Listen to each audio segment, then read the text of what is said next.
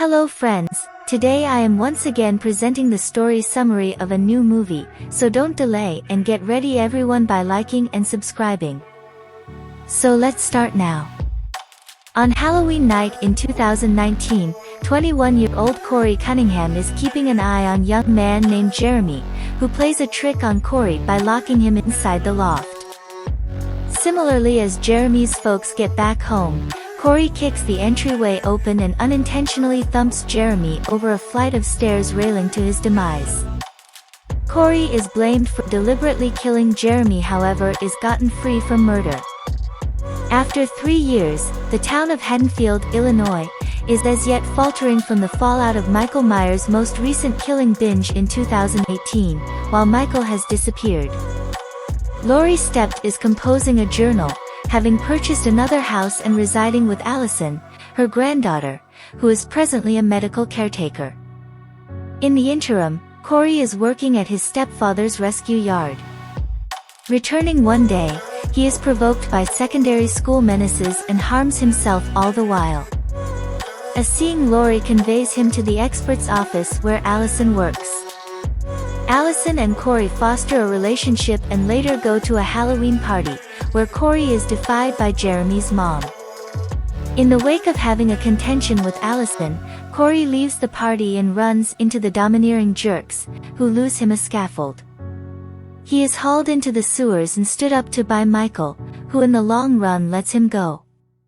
On the exit plan, Corey is defied by a vagrant. In a battle, Corey wounds the man to death and escapes. Corey and Allison go on a supper date, yet Allison's ex, cop Doug Mullaney, appears and hassles them both. Corey later baits the cop into the sewer. Michael arises and kills Doug to Corey's joy. Allison is ignored for an advancement at work, for an individual medical caretaker who is having an unsanctioned romance with the specialist. Corey then, at that point, kills the specialist at his home while the medical caretaker is killed by Michael. An accidental Allison plans to leave Haddonfield with a resolute Corey on account of the past injury, while Laurie turns out to be progressively dubious of Corey. In the wake of finding him resting in the spot Jeremy kicked the bucket, Laurie offers to help him, relying on the prerequisite that he limits any association with Allison. Corey answers by faulting her for the occasions that have happened in Haddonfield and says in the event that he can't have Allison, nobody will. On October 31st, Corey gets back to the sewers and effectively battles Michael for his veil. In the meantime, Laurie and Allison contend as she intends to leave, and Allison, as well, faults Laurie for Michael's activities. That evening, Corey leaves out of control, killing the harassers in the wake of tricking them to the rescue yard and coincidentally killing his stepfather. He then, at that point, proceeds to kill his mom, as well as a DJ at a nearby radio broadcast, who had insulted him before. At the Stept house, Laurie fake endeavors self-destruction to draw Corey to her, whom she kills the steps. Corey then, at that point, wounds himself in the neck to approach Laurie for his demise before the showing up Allison. Michael unexpectedly shows up and kills Corey.